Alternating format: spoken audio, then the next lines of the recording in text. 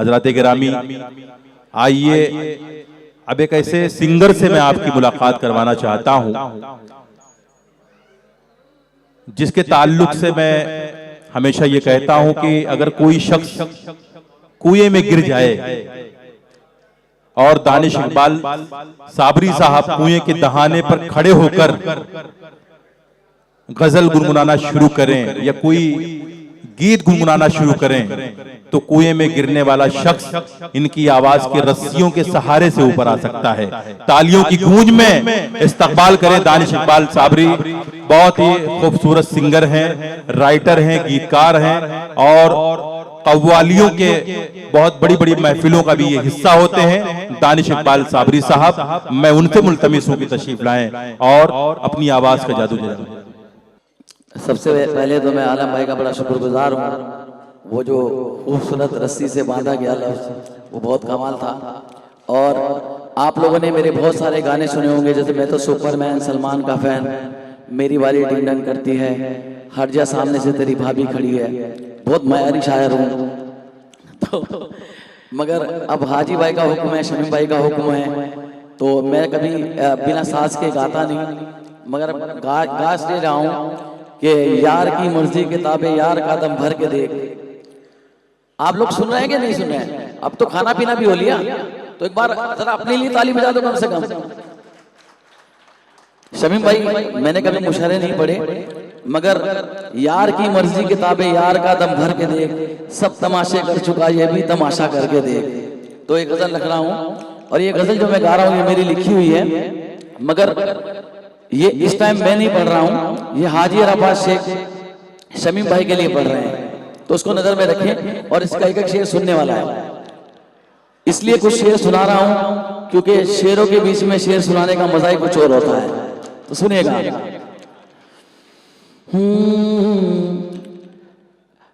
कहाँ है, कौन है, क्या है, ये मैं जानूं या वो जाने। कहाँ है, कौन है, क्या है, ये मैं जानूं या वो जाने।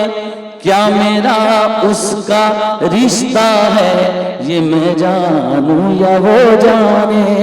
क्या मेरा उसका रिश्ता है, ये मैं जानूं या वो जाने।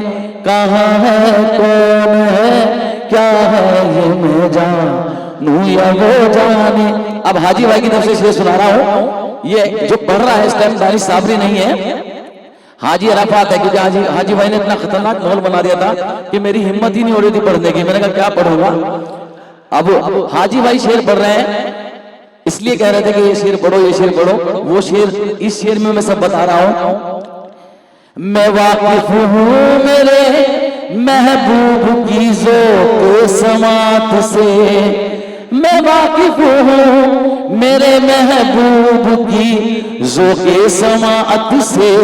वो कैसे शेर सुनता है, ये मैं जानूं या वो जाने। वो कैसे किनारे पर खड़े होकर तमाशा देखने वालों, किनारे पर खड़े होकर तमाशा देखने वालों, समंदर कितना गहरा है, समंदर कितना गहरा है, ये मैं जानूं या वो जाने। समंदर कितना गहरा है, ये मैं जानूं या वो जाने। ये इल्मो बेखुदी के रास्ते सबको नहीं मिलते, ये इश्को दोस्ती के रास्ते सबको नहीं मिलते। ये मुझे किसने बख्शा है, ये मुझे किसने बख्शा है, ये मैं जानूं या वो जाने। ये मुझे किसने बख्शा है, ये मैं जानूं या वो जाने।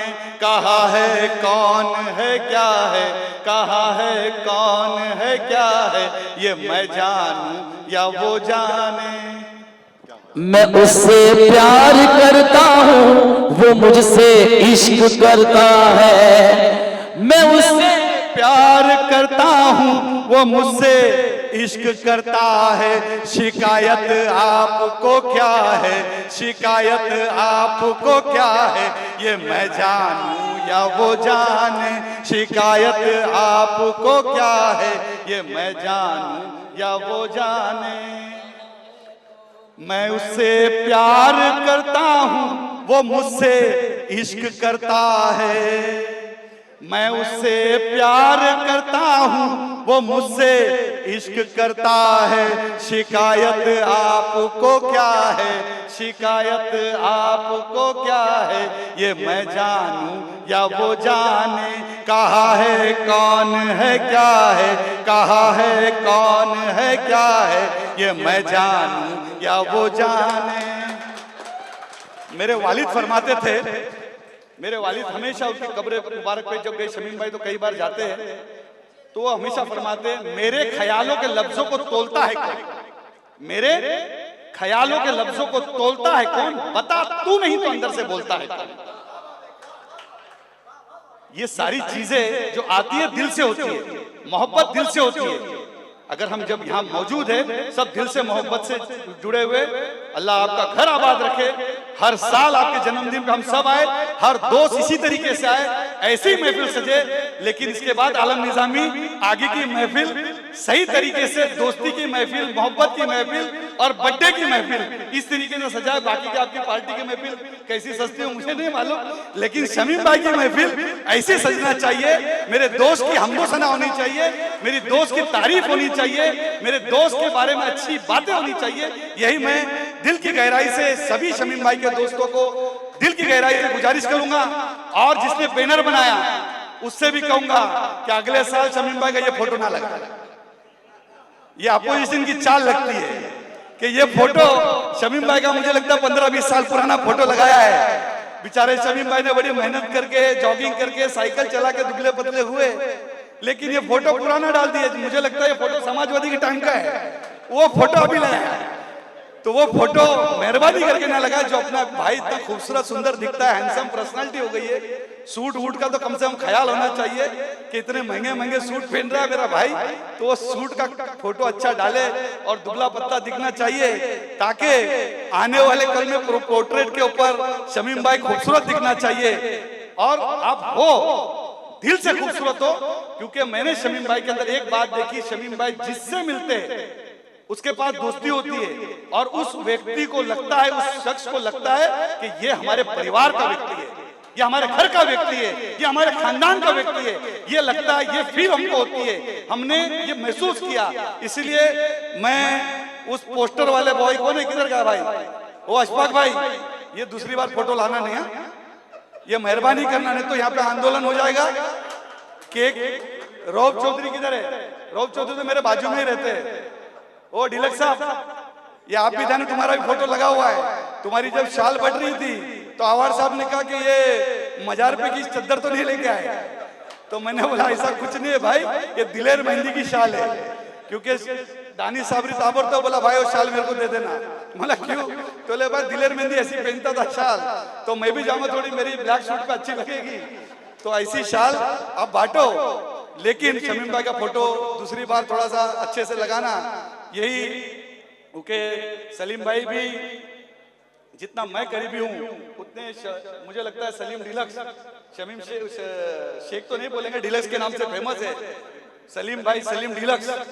उनको कहूंगा सभी लोग, डॉक्टर खालिद, वो तो जब भी कोई महिला बाजू में बैठ गई तो डॉक्टर साहब उठने को तैयार नहीं होते। डॉक्टर साहब का बड़ा मसला है कि जो महिला आई कि डॉक्टर साहब उधर बैठ जाते हैं, तो डॉक्टर साहब ने वो भी सोचना चाहिए। अफरोज मर्चेंट तो अफरोज मलिक, अभी मलिक नाम लेने को भी थोड़ा सोचना पड़ता है, इसलिए मर्चेंट बोल रहा हूँ। तो शमीम भाई, मौलाना जहर, इनसे कहूंगा कि सभी लोगों से कहूंगा कि भाई हमको इजाजत दो। आप लोगों ने बुलाया, मान सम्मान दिया, रिस्पेक्ट किया, इज्जत दी, और शमीम भाई को खूब खूब मैं दुआ दूंगा कि अल्लाह उनको खुश रखे, आबाद रखे, कभी दुख का सामना नहीं हो, कभी गम का सामना नहीं हो, उनके घर में रहमतों की बारिश बरसाए, बरकतों की बारिश बरसाए। 2 रोज पहले उनके घर में फिर तकलीफ, कुछ दिनों से देखता हूं, जब सुनता तो कुछ ना कुछ आफतें आती है। अल्लाह सारी आफतें, सारी बलाएं आज के दिन से आपकी निकल जाए, यही दुआ करता हूं। जय हिंद, जय महाराष्ट्र, खुदा हाफिज।